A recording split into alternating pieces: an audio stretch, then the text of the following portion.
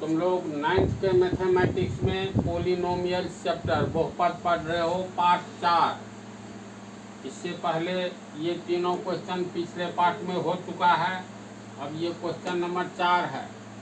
अचर बहुपद constant polynomials किसे कहते हैं? तो तुम लोग को बतलाया है ना, एक वेरिएबल, दूसरा नॉन वेरिएबल, यानी चर और अचर। तो जितनी भी संख्याएं हैं ये सब अचर कहलाते हैं, मतलब नॉन वेरिएबल्स। गिनती की हो, धनात्मक हो, ऋणात्मक हो, दशमलव वाला हो, बटा वाला हो, तमाम तरह की संख्याएं अचर पद कहलाते हैं या नॉन वेरिएबल कहलाते हैं। तो अचर पोलिनोमियल्स यानी अचर बहुपद क्या है? तो गिनती की ही नहीं, जितने तरह के रियल नंबर्स हैं, रियल नंबर्स का अर्थ हुआ परमेय संख्या और अपरमेय संख्या, जिसको हम लोग कहेंगे वास्तविक संख्या। तो जितनी भी संख्याएं हैं सबको कहा जाता है अचर बहुपद। जैसे हम लोग लिखते हैं 5, क्या ये बहुपद है? तो 5 को तो हम लोग लिख सकते हैं ना, 5 गुने 1। अब 5 गुने 1 x का पावर 0, घात एवं घातांक में बतलाया है। तो ये हो गया 5 x का पावर 0। समझा? कुछ भी लिखो, मान लो लिखते हैं -1, इसको हम लोग लिख सकते हैं -1 गुने 1। फिर ये हुआ -1, 1 के लिए मान लो x के बदला कुछ हो दे दो, m का पावर 0 -1 m का पावर 0। समझा? तो जितनी भी संख्या है सब अपने आप में एक बहुपद है। किस टाइप का? अचर। अचर मतलब नॉन वेरिएबल, और वेरिएबल नॉन वेरिएबल में तो क्लियर कर दिए हैं डिफिनीशन के अनुसार। ये तो बातें समझ में आ रही होगी। तो कांस्टेंट पोलिनोमियल्स की परिभाषा होगी तमाम तरह के वास्तविक संख्याओं अर्थात परिमेय एवं अपरिमेय संख्याओं को हम लोग अचर बहुपद कहते हैं। ठीक है, याद इतना ही रखना है, वास्तविक संख्याएं अचर बहुपद कहलाते हैं। उदाहरण के तौर पर देखो, लगभग सब तरह की संख्या हम लिख दिए हैं जी। ये जो लिखे हैं 5 अचर बहुपद है। इसको हम लोग ऐसे लिख सकते हैं, इन दोनों को ज्वाइंट करोगे ना तो इसका मतलब किसी भी पद का पावर 0 देंगे तो 1 होगा जी। तो यहाँ x का पावर 0 का ये 5 गुणांक हुआ, गुना वाला अंक हुआ। इसमें -3 को हम लोग -3 गुने 1 लिखेंगे तो गुना करके इतना ही आएगा। फिर 1 के लिए हम लोग x का पावर 0 लिख सकते हैं जी। तो ये हो गया -3 x का पावर 0, x के पावर 0 का ये -3 गुना वाला अंक है, कोफिशिएंट जी। तो ये कोई ऐसा चीज नहीं है। चलो इसको उतारो। अचर बहुपद शून्य को शून्य बहुपद कहा जाता है। जैसे मान लो संख्याएं तो अनंत हैं, है न जी। इसमें शून्य का एक विशेष महत्व है। विशेष महत्व ये है जो शून्य के दाईं ओर संख्या रेखा पर शून्य के दाईं ओर स्थित संख्या धनात्मक होती है और शून्य के बाईं ओर की संख्या, बाईं ओर की संख्या ऋणात्मक संख्या होती है। शून्य कहाँ पर स्थित है? तो संख्या रेखा अनंत से आती है, शून्य होते हुए अनंत की ओर चली जाती है। तो शून्य के दाईं ओर की संख्या धनात्मक और शून्य के बाईं ओर की संख्या ऋणात्मक। इसीलिए शून्य न तो धनात्मक है न ऋणात्मक है, बल्कि सिर्फ एक पूर्ण संख्या है, होल नंबर्स है। हाँ, तो न तो धनात्मक है न ऋणात्मक है। वैसे तुम लोग को बहुपद की परिभाषा के अनुसार बहुपद उस व्यंजक को कहते हैं जिसका घात यानी पावर धनात्मक हो और पूर्ण संख्या हो। तो शून्य न तो धनात्मक है न ऋणात्मक है, सिर्फ पूर्ण संख्या है, इसीलिए इसका नाम ही दे दिया गया है शून्य बहुपद। जैसे जो भी एक अचर बहुपद है, अचर संख्या अचर बहुपद कहलाएगा। तो इसको ये नहीं कहेंगे, जैसे इसका नाम शून्य का नाम हो गया शून्य बहुपद, लेकिन दो को ये नहीं कहेंगे दो बहुपद, तीन बहुपद।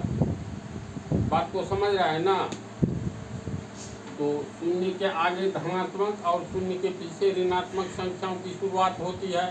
शून्य न तो धनात्मक है न ऋणात्मक है, इसीलिए शून्य संख्या रेखा के बीच स्थित होता है, इसलिए इसका स्पेशल नाम दे दिया शून्य। एक बहुपद है जिसका नाम हो गया शून्य बहुपद, इसमें कोई विशेष बात नहीं है।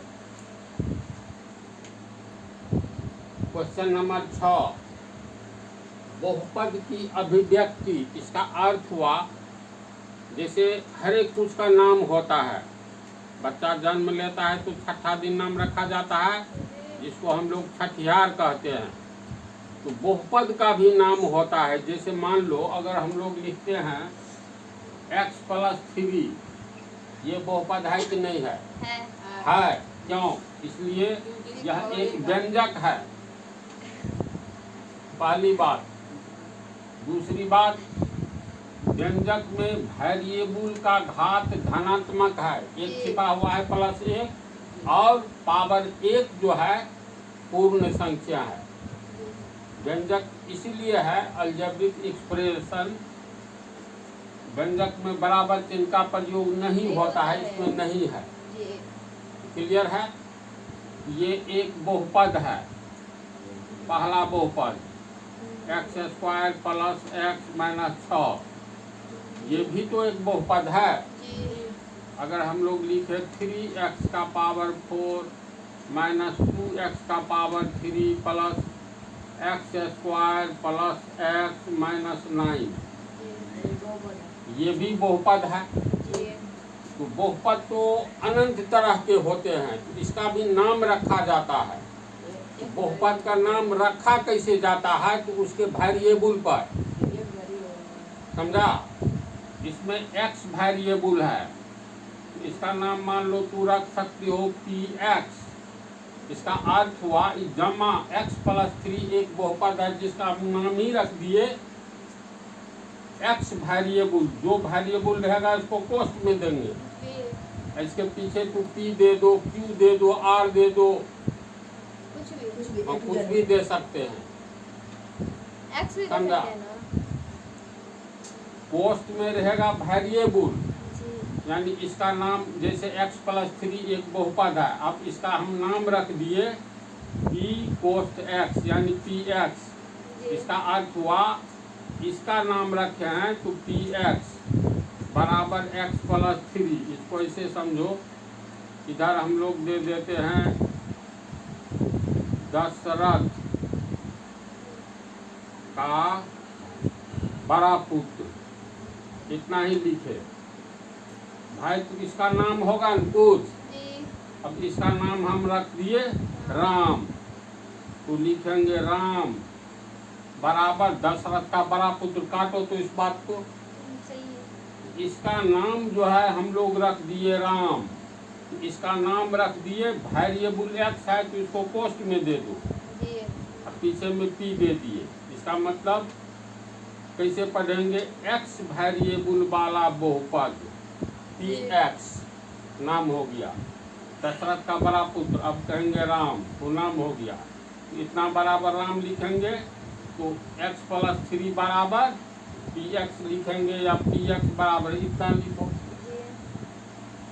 अब जैसे इसी की बात देखो, ये है तुमको x² +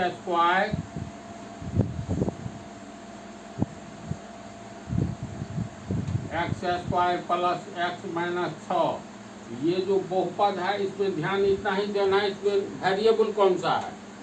वेरिएबल है x, तो कोष्ठ में x देंगे, अब पीछे में मान लो q दे दिए, इसका नाम हो गया qx यानी x वेरिएबल वाला बहुपद। क्यू एक्स यानी एक्स वेरिएबल वाला ये बहुपद है जिसका नाम हम लोग रखे क्यू एक्स। एक्स देना इसलिए जरूरी है। अब यहाँ पर जैसे ये ले लो उदाहरण, y square minus y plus 3, ये बहुपद हो गया। इसमें वेरिएबल वाई है तो कोष्ठ में वाई लिखो। वाई वेरिएबल वाला मान लो यहाँ पर हम दे दिए आर।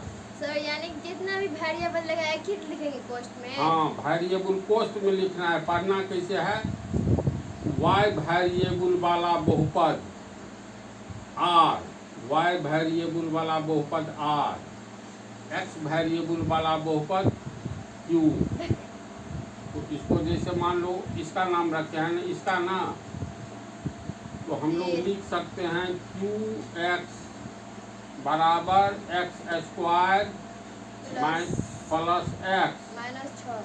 हाँ, इसको पढ़ेंगे कैसे, क्यू एक्स बराबर x square plus x minus 6, यानी इतना का नाम हो गया क्यू एक्स। ये हो गया कौन, तो एक्स वेरिएबल वाला। जैसे देखती होगी तू लोग, जो नाम सबका अलग अलग रहता है, टाइटल एक होता है, ऐसी बात होती है। अब देखो, राम प्रकाश, मान लो कुछ भी दे दो, राम प्रकाश राय, उसी का भाई है या उसी के गांव का एक व्यक्ति है जिसका नाम है श्याम प्रकाश राय। तो ये राय बतलाता है एक जाति है, नाम अपना अलग अलग है, सबकी एक ही जाति है। तो अब इसका जैसे हमको नाम रखना है, इसका नाम रखना है, तो सिर्फ वेरिएबल पर ध्यान देना है। वेरिएबल एक्स है, इसका मतलब ये एक्स वेरिएबल वाला है। पीछे पे तू मान लो टी दे दिए या एस दे दिए, जो इच्छा हो। तो अब इसका पूरा नाम हो गया एस एक्स, कहेंगे एक्स वेरिएबल वाला बहुपद एस, एस एक्स, यानी इसका पूरा नाम हो गया। ये रखे तो इतना बराबर 3x का पावर 4, 2x का power 3 plus x square plus x minus 9। जब ये कहेंगे एस एक्स बराबर इतना, तो एक्स वेरिएबल वाला ये बहुपद हुआ। पीछे में जस्ट जैसे नहीं बोले श्याम प्रसाद राय, राम प्रसाद राय, अंत में राय है यानी वेरिएबल है। ये जो शुरू में बोले राम प्रसाद, श्याम प्रसाद, जो भी बोलो, इस टाइप की बात हो गई। बातें समझ में आई? अब एक्स स्क्वायर माइनस 9, इसका नाम रखना है तो सीधे वेरिएबल, इसका नाम पी एक्स रख दिए, यानी एक्स वेरिएबल वाला बहुपद। ठीक है जी। देखो हम जो लिखे हैं इसको अच्छी तरह समझ गया तो लोग। यदि एक बहुपद में वेरिएबल एक्स हो तो उस बहुपद का नाम हम p x, q x, r x, s x, कुछ भी नाम रख सकते हैं। अब एक्स स्क्वायर प्लस एक्स एक बहुपद है न जी, तो इस बहुपद का नाम ही रख दिए, वेरिएबल पोस्ट में लिखेंगे, इसका नाम हो गया, इस बहुपद का नाम हो गया पी एक्स। तो टाइटल जैसे अभी नहीं बोले, बच्चे का नाम छठियार में जो भी रखो, अगर यादव है तो अमुक यादव, बात को समझ रहा है, धर्मलाल यादव, पंचलाल यादव। तो ये पोस्ट क्या बतलाता है, वेरिएबल का नाम बतलाता है। इस बहुपद का क्या नाम हो गया, पी एक्स, यानी एक्स वेरिएबल वाला ये बहुपद है। क्यू एक्स, इस बहुपद का नाम मान लो क्यू एक्स रख दिए या आर एक्स रखो, कुछ न कुछ नाम रखना पड़ता है। ठीक उसी तरह वेरिएबल चेंज कर दिए हैं, Y square minus 2y plus 4, इसका नाम रखोगे तो वेरिएबल कोष्ठ में अब नाम रख दिए पी वाई, इस बहुपद का नाम हो गया पी वाई, यानी वाई वेरिएबल वाला बहुपद। या क्यू वाई रख दो, वाई वेरिएबल वाला बहुपद, कहेंगे y square minus 2y plus 4, sir इसका एक नाम हो यानी गया कि क्यू वाई। हाँ एक बोलो। व्यंजक में यानी कि एक से ज्यादा रहे एक्स वाई, तब कैसे लिखेंगे? वो तुम लोग को बोले ना एक ही वेरिएबल वाला पढ़ना है 9th में, समझी बात को। जी। मान लो ये ऐसे रहे u² माइनस u, ये u है प्लस 4, इसका नाम u पोस्ट में देंगे, जी पी। कुछ रख दो pu, इसका नाम हो गया। तो u² माइनस u प्लस 4, इसका नाम हो गया इतना। जी अब इसको कहेंगे pu बराबर इतना, जहाँ पर पोस्ट वाला वेरिएबल को बताता है। तो कंसेप्ट मिल गया ना इस क्वेश्चन का। जी। तो ये हो गया बहुपद की अभिव्यक्ति कैसे होती है। अगले पार्ट में तुम लोग को बतलाएंगे ये दोनों क्वेश्चन।